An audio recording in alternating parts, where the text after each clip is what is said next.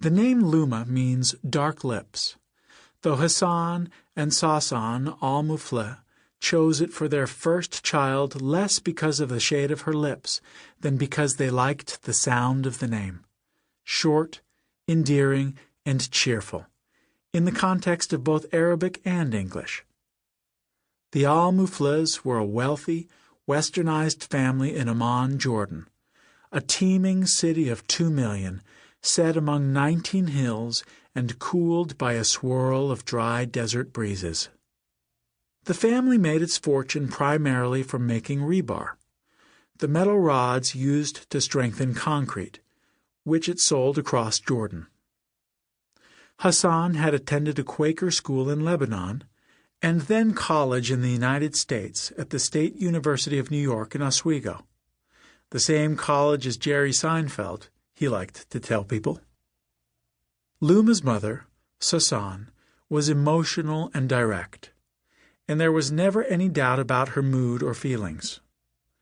Luma, though, took after her father, Hassan, a man who mixed unassailable toughness with the capacity to detach, a combination that seemed designed to keep his emotions hidden for fear of revealing weakness.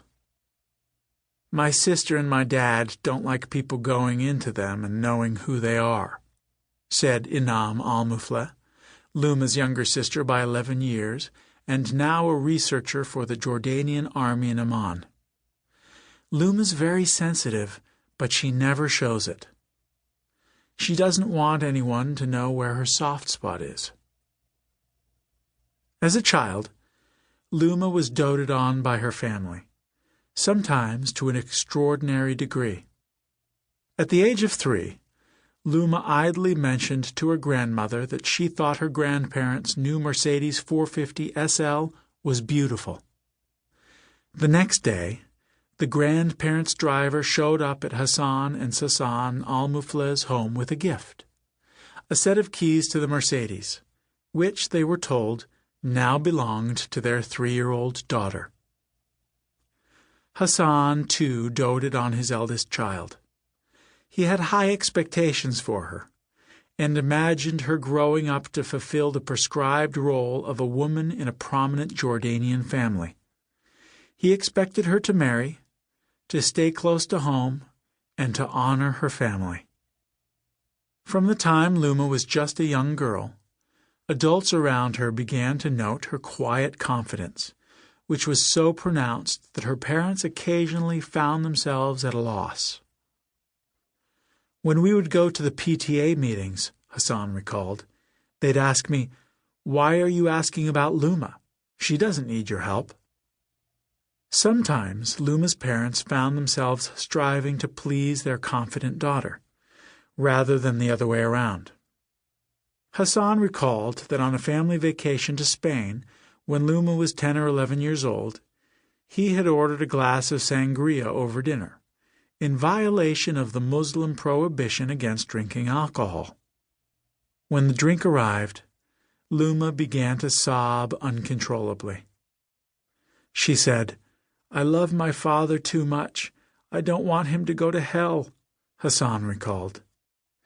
He asked the waitress to take the sangria away. "I didn't drink after that," he said. Luma encouraged, or perhaps demanded, that her younger sister, Inam, cultivate self-sufficiency, often against Inam's own instincts or wishes. "She was a tough older sister, very tough love," Inam said. "She would make me do things that I didn't want to do. She never wanted me to take the easy way out, and she wouldn't accept me crying." Inam said that she has a particularly vivid memory of her older sister's tough love in action. The al-Muflehs had gathered with their cousins, as they often did on weekends, at the family farm in a rural area called Mahez, half an hour from Amman. Inam, who was just 7 or 8 at the time, said that Luma took her and a group of young cousins out to a dirt road to get some exercise. The kids set off jogging, with Luma trailing them in the family Range Rover. It was hot and dry and hilly, and one by one the kids began to complain. But Luma wouldn't have any of it. She insisted that they keep running. She was in the car, and we were running like crazy, Inam recalled. Everyone was crying, and if I would cry, she would just look at me. That withering look, which Luma would perfect over the years, had the stinging effect of a riding crop. Despite the pain, little Inam kept running. Luma's drill sergeant routine at Mahiz became a kind of family legend, recalled to Rib Hassan and Sassan's firstborn for her tough exterior.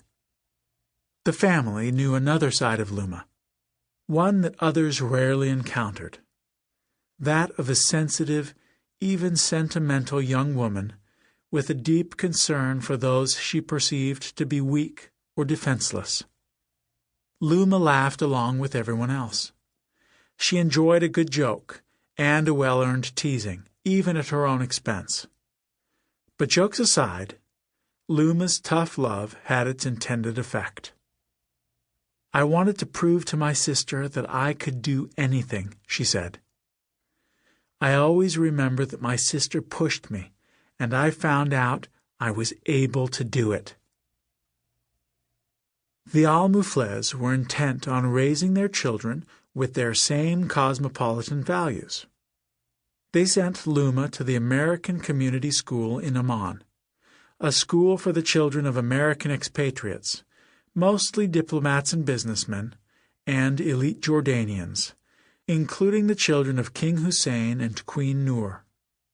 Luma learned to speak English without an accent. She now speaks like a Midwesterner, and met kids from the United States and Europe, as well as the children of diplomats from all over the world.